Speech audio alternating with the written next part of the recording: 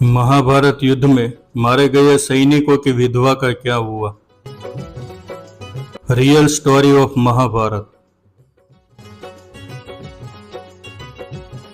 दोस्तों, महाभारत काल में ऐसे कई रहस्य हैं जिन्हें बहुत कम लोग जानते हैं। महाभारत युद्ध द्वापर युग में लड़ा गया सबसे बड़ा युद्ध था, जिसमें लाखों की संख्या में योद्धा वीरगति को प्राप्त हुए थे। इस युद्ध ने संपूर्ण भारतवर्ष को योद्धा विहीन कर दिया था। कुरुक्षेत्र में भाग लेने वाले सभी योद्धा पुरुष थे, लेकिन दोस्तों, क्या आप जानते हैं युद्ध के बाद वीरगति को प्राप्त हुए सैनिकों की पत्नियों का क्या हुआ? तो चलिए हम मिलकर उसके बारे में जानते हैं। दोस्तों, इस कथा का वर्णन महाभारत ग्रंथ के आश्रमवासी पर्व के 33वें अध्याय में पढ़ने को मिलता है। कथा के अनुसार महाभारत युद्ध के पश्चात पांडु पुत्र युधिष्ठिर का हस्तिनापुर के राजा के रूप में राज्याभिषेक हुआ। उसके पश्चात 500 पांडव राजकाज के साथ साथ अपने बड़े पिता धृतराष्ट्र, बड़ी मां गांधारी और माता कुंती की दिन रात सेवा किया करते थे। पांडवों की सेवा से धृतराष्ट्र और गांधारी धीरे धीरे अपने पुत्रों के शौक से बाहर आ गए थे। तब एक दिन धृतराष्ट्र ने युधिष्ठिर से कहा कि युधिष्ठिर, अब हम अपना बचा हुआ जीवन वन में बिताना चाहते हैं, इसलिए हमें वन में जाने की आज्ञा दो। अपने बड़े पिता की बातों को सुनकर युधिष्ठिर दुखी हो गए, परंतु विदुर के समझाने पर उन्होंने धृतराष्ट्र सहित गांधारी, माता कुंती और विदुर को वन में जाने की आज्ञा दे दी। उसके अगले दिन धृतराष्ट्र, गांधारी, कुंती, विदुर और संजय सन्यासी का रूप धारण करके वन को प्रस्थान कर गए।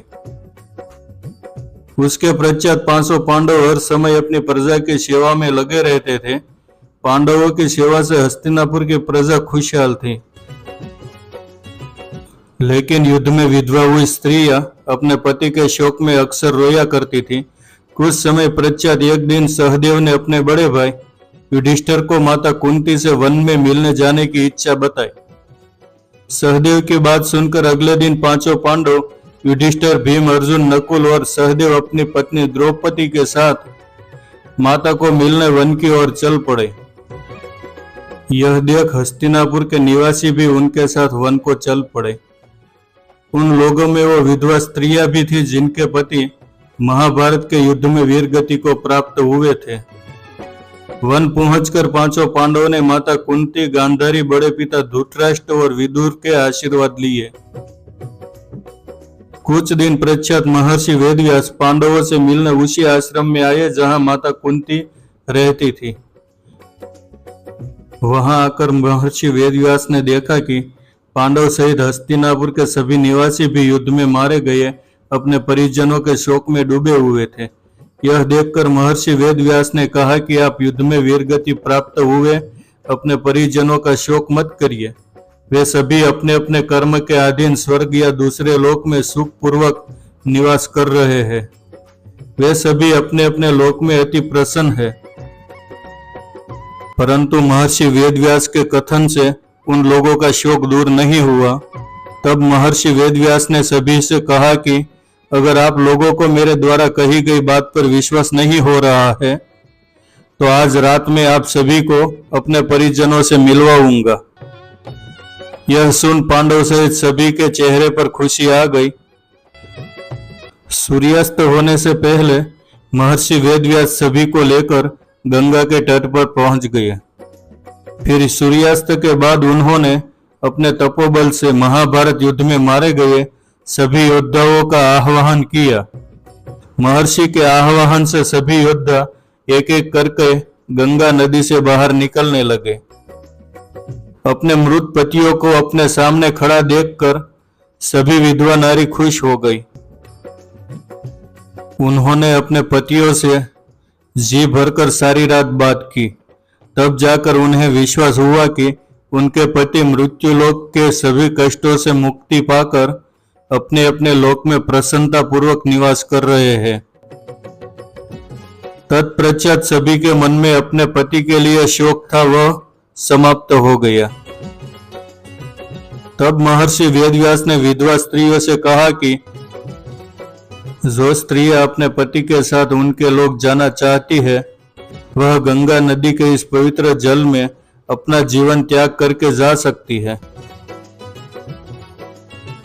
महर्षि के इतना कहते ही सभी विधवा स्त्रियों ने गंगा के जल में डुबकी लगाकर अपने जीवन का त्याग कर दिया और सभी विधवा स्त्रियां अपने अपने पति के साथ उनके लोक में चली गई।